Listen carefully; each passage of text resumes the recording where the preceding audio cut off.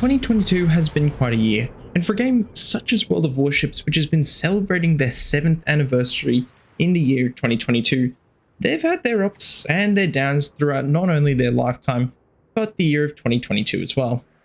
In this video today, all I want to be doing is taking a look at some of the things that wargaming probably failed to hit the mark on, whether that be issues that existed in previous years and weren't addressed in 2022, or even issues that have come about due to recent content additions throughout 2022.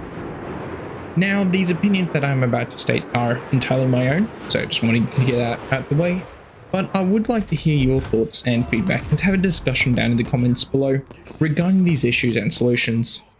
This is going to be a relatively brief video outlining each of these different issues, but if people are interested in me going into more in-depth explanations for each of the problems and solutions, let me know, and I'll be happy to create some separate videos for each issue.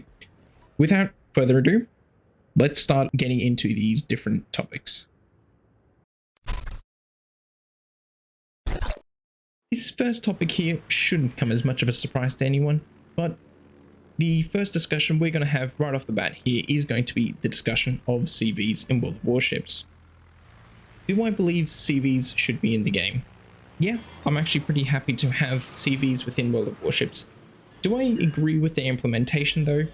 I don't agree with their implementation.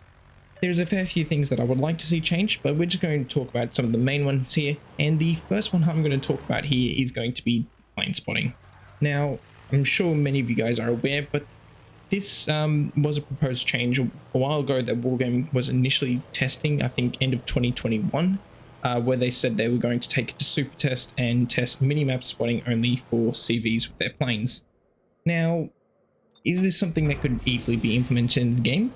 Yeah, it actually can be, because we already have the radar minimap spotting that already exists in the current meta, whereas a ship will, say a friendly Des Moines on your team, for example, will pop his radar and spot the enemy destroyer.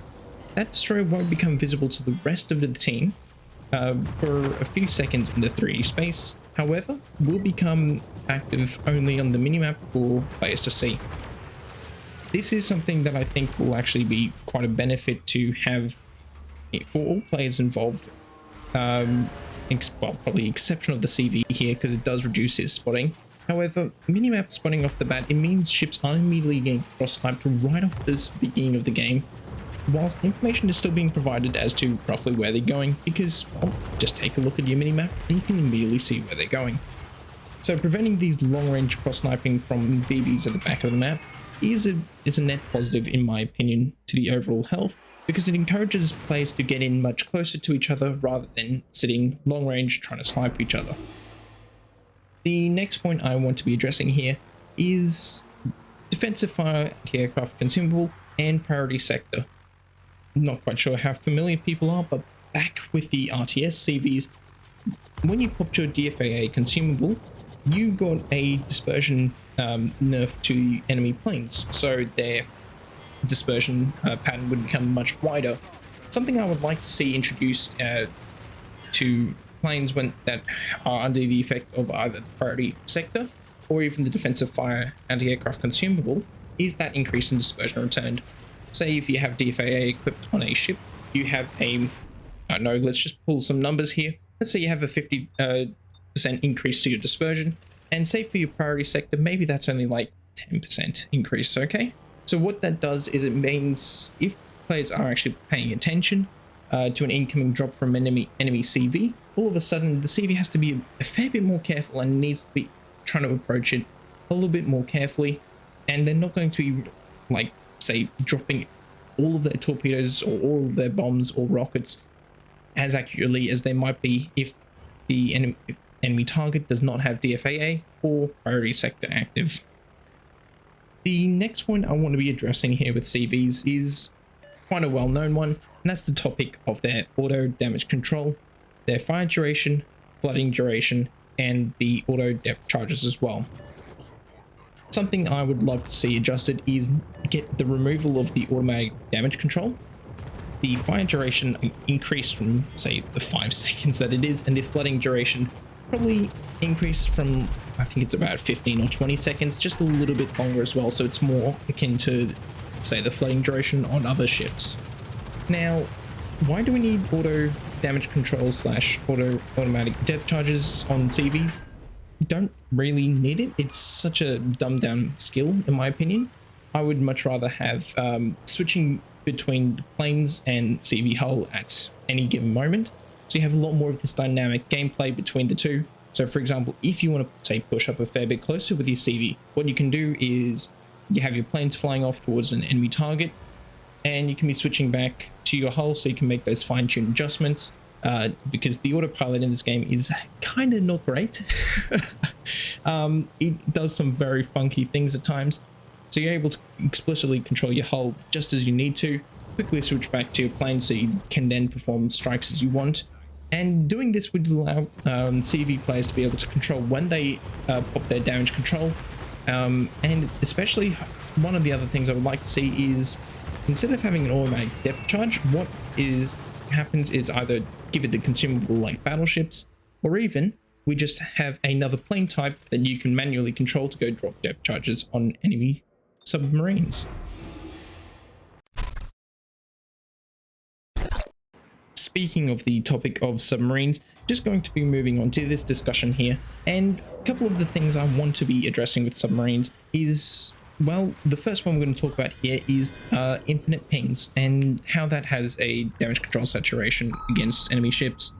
At the moment, yes, there is a risk every time you keep pinging, because your position is briefly highlighted on the map and you can actually see the ping traveling towards you, which was a good change by Wargaming when they were implementing the class into the game. However, it's a bit much on enemy ships' damage control, because at the moment, what happens when an enemy ship gets hit by, say, fire, flooding, he also has to worry about getting pinged now as well. He's got that damage control is going to be very, very overwhelmed very, very quickly. And if you got to try and worry about dodging homing torpedoes as well, the most effective way is pop your damage control, because that's going to break the lock and then you can maneuver kind of effectively against them. So something I would like to see introduced to that is either maybe we have a separate consumable that is entirely related around damage control, dealing with enemy sonar pings, whether it be, I don't know, something that's deployed over the side in terms of noisemakers or something along those lines. Just a random idea there. Another one I'm going to be mentioning here is the lack of proximity detection between submarines, which is kind of bonkers in my mind. Not being able to proxy spot submarines underneath the water against each other is a little bit silly in my opinion. I would accept it if it was even 1 kilometer proxy distance instead of the 2 kilometer normal proxy distance we have for enemy ships. But being able to ram or even get right next to enemy submarines without knowing where they are at all is a little bit silly in my opinion. And the final one I want to kind of address here is shotgunning. It isn't as big of a deal, I think, as people make it out to be. Is an issue, yes, but it is so incredibly risky to do, because you will get absolutely smashed if you do try to push forward into an enemy team and try and get a shotgun off, especially because everyone absolutely loves to throw these depth charges at you, and you will get absolutely hammered the second you get spotted.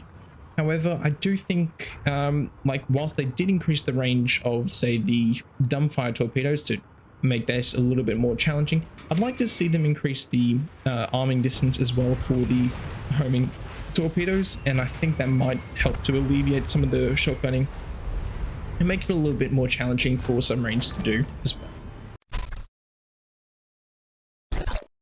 Moving on to the next major topic that I have, and that's going to be the discussion of monetization within the game. Now, obviously, it's a free-to-play game, and Wargaming has got to finance that somehow. However, I think they're a little bit overly aggressive in terms of their monetization, and there is just a lot that happens within this game. So, within this game, we have multiple different monetization aspects, and just going to list some of them now.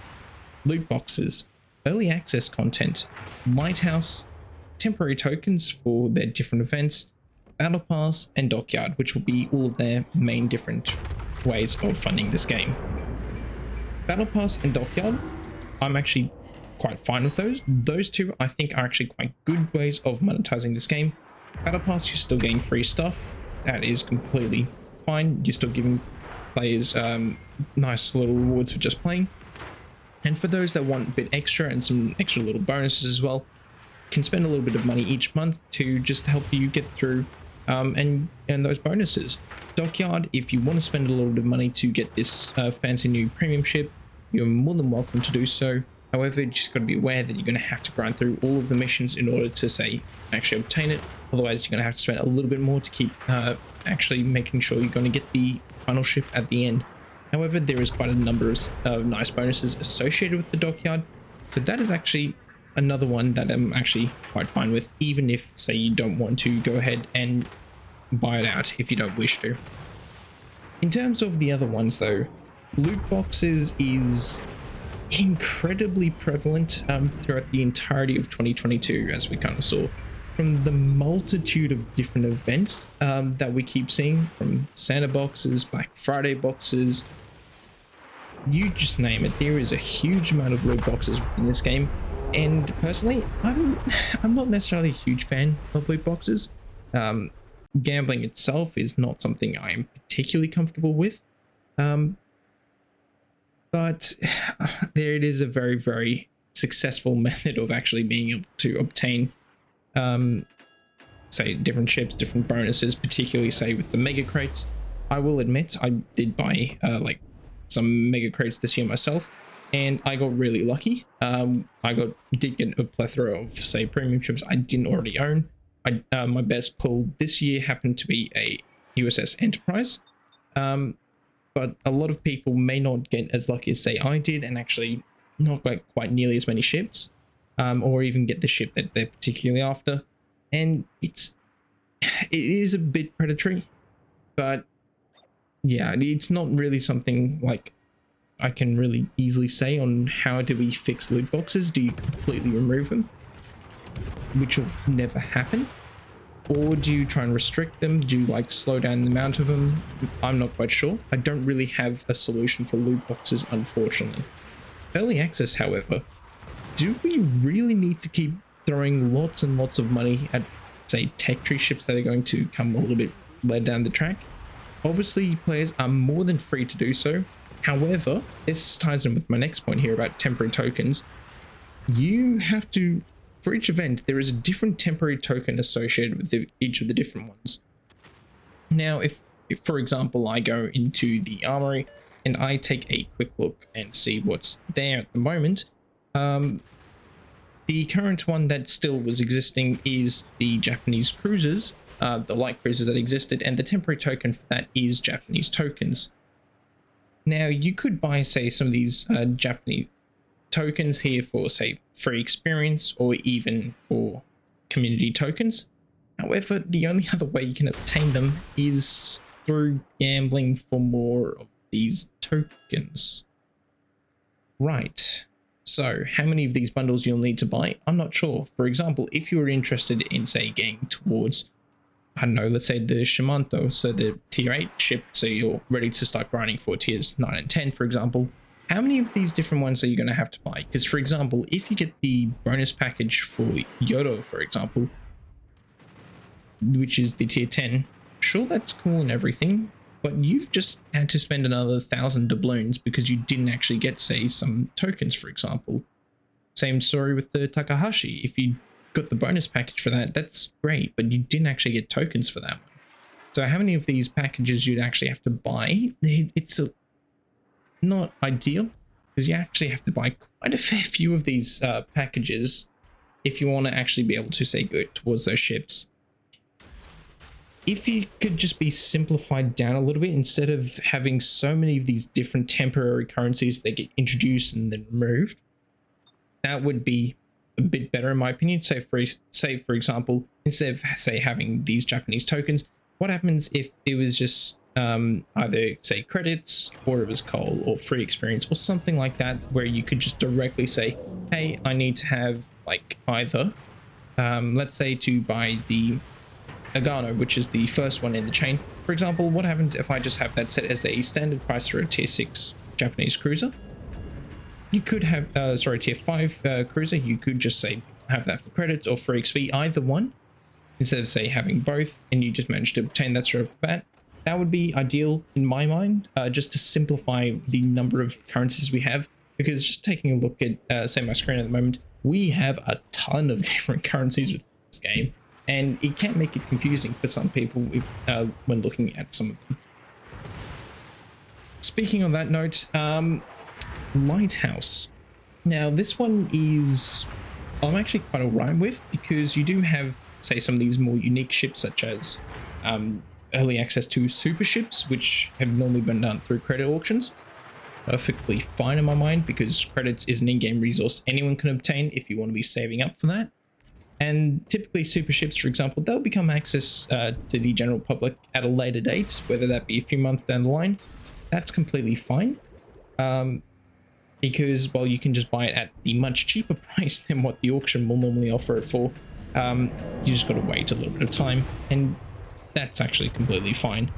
The ones that are a little bit more sketchy are, in my mind, are the ones for, like, say, the Belfast and Musashi we've had, where they were for gold. Now, those auctions, they're not designed to be catered towards the free-to-play players. They are obviously designed for those who are spending quite a fair bit on this game. And that's fine. It is a direct currency. You can just, because it's only going to be a very limited selection of people who will actually want that. So going ahead and actually just exchanging money pretty much directly for those ships is fine. However, I would like to see those slightly rarer ships made a little bit more accessible, although I can understand why they do keep them quite so rare, just for the exclusivity factor. And that just about wraps it up with all of my ramblings about some of the different issues in my mind that still persist within World of Warships throughout the course of 2022. Now, obviously feel free to agree or disagree with any of the statements that I have just made throughout this video. I'm more than welcome to have a discussion about this, and I'm actually very keen to hear people's thoughts on all of these different issues. Anyways, thank you guys for tuning into the video. Please consider dropping a like, subscribing if you want to see more of this content. Enjoy the new year and start to 2023, and hopefully I'll see you guys next time. Cheers all.